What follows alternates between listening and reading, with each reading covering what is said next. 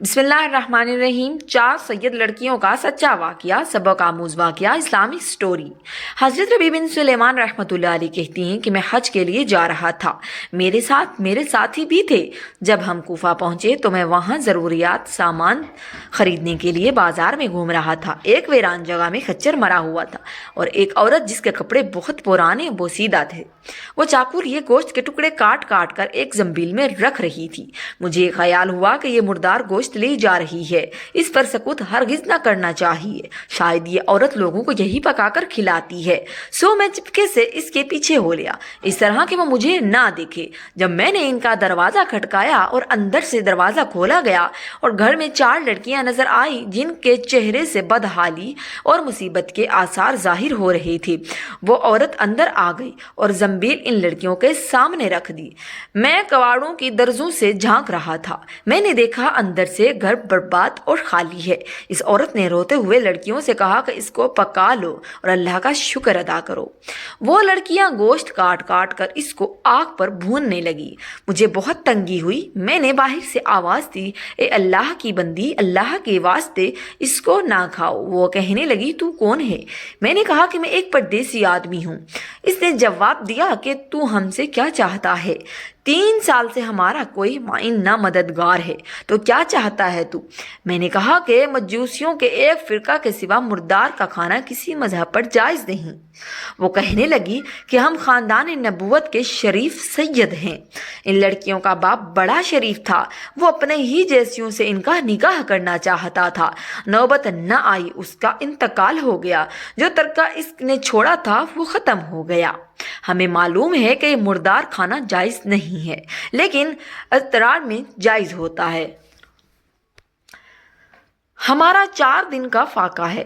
ربیع کہتے ہیں کہ اس کے حالات سن کر میں بے چین ہو گیا اور اپنے ساتھیوں سے آ کر کہا کہ میرا تو حج کا ارادہ نہیں رہا۔ سب نے سمجھایا لیکن میں نے کسی کی نہیں سنی۔ میں نے اپنے کپڑے اور احرام کی چادریں اور جو سامان میرے ساتھ تھا وہ سب لیا اور نقد 600 درہم تھے وہ لیے۔ ان میں سے 100 درہم کا آٹا خریدا اور باقی درہم آٹے میں چھپا کر اس بڑھیا کے گھر پہنچایا اور یہ سب سامان اور آٹا وغیرہ اس کو دے دیا۔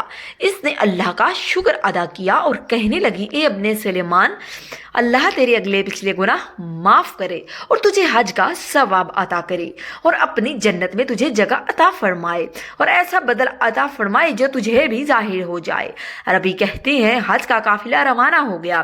میں ان کے استقبال کے لیے کوفہ ہی رکا رہا تاکہ ان سے اپنے لیے بھی دعا بھی کروا لوں۔ جب حج کا ایک قافلہ میری آنکھوں کے سامنے سے گزرا تو مجھے اپنے حج سے محرومی پر بہت افسوس ہوا اور ان سے میرے آنسو نکل آئے۔ جب میں نے ان سے ملا تو میں نے کہا کہ اللہ تمہارا حج قبول کرے اور تمہارے اخراجات کا بدلہ عطا فرمائے۔ ان میں سے ایک نے کہا کہ یہ کیسی دعا ہے؟ میں نے کہا کہ اس شخص کی دعا جو دروازے تک کی حاضری سے محروم ہوا۔ وہ کہنے لگے، تعجب کی بات ہے کہ اب تو اس سے بھی انکار کرتا ہے، تو ہمارے ساتھ عرفات کے میدان میں نہیں تھا، تو نے ہمارے ساتھ رمی جمعرات نہیں کی، تو نے ہمارے ساتھ طواف نہیں کیے۔ میں اپنے دل میں سوچنے لگا، یہ اللہ کا لطف ہے۔ اتنے میں میرے شہر کے حاجیوں کا قافلہ آ گیا۔ میں نے کہا، اللہ تمہاری سعی مشکور فرمائے، تمہارا حج قبول فرمائے۔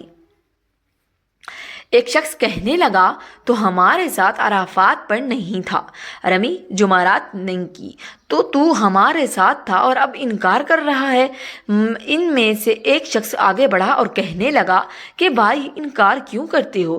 تم ہمارے ساتھ مکہ میں نہیں تھے یا مدینہ میں نہیں تھے جب ہم قبر اطہر کی زیارت کر کے بار جبرائیل سے باہر کو آ رہے تھے۔ اس وقت ازدحام کی کثرت کی وجہ سے تم نے یہ تھیلی میرے پاس امانت رکھوائی تھی جس کی مہر پر لکھا ہوا ہے، ترجمہ، جو ہم سے معاملہ کرتا ہے وہ نفع کماتا ہے۔ اس نے کہا، یہ لو اپنی ہتھیلی واپس۔ ربیع کہتے ہیں میں نے اس ہتھیلی کو کبھی اس سے پہلے دیکھا بھی نہ تھا۔ اس کو لے کر میں گھر واپس آیا اور عشاء کی نماز پڑھی، اپنا وظیفہ پورا کیا۔ اس سوچ میں جاگتا رہا کہ آخر یہ قصہ کیا ہے۔ اسی کشمکش میں آنکھ لگ گئی تو میں نے نبی کریم صلی اللہ علیہ وآلہ وسلم کی خواب میں زیارت کی۔ نبی کریم صلی اللہ علیہ وآلہ وسلم نے تبسم فرماتے ہوئے ارشاد فرمایا کہ اے ربیع، آخر ہم کتنے گواہ اس پر قائم کریں کہ تو نے حج کیا ہے؟ تو مانتا ہی نہیں۔ بات یہ ہے کہ جب تو نے اس عورت پر جو میری اولاد تھی صدقہ کیا اور اپنا حج کا ارادہ ملتوی کیا تو اللہ نے اس کا نعم البدل مجھے عطا فرمایا۔ اللہ نے ایک فرشتہ تیری صورت بنا کر اس کو حکم دیا کہ وہ قیامت تک ہر سال تیری طرف سے حج کیا کرے، اور دنیا میں تجھے یہ عوض دیا کہ یہ 600 درہم کے بدلے 600 دینار اشرفیاں عطا کی۔ ربی کہتے ہیں جب میں سو کر اٹھا تو اس ہتھیلی کو کھول کر دیکھا تو اس میں 600 اشرفیاں تھی۔ مزید ایسی ویڈیو دیکھنے کے لیے ہمارے چینل کو سبسکرائب ضرور کر دیں۔ شکریہ۔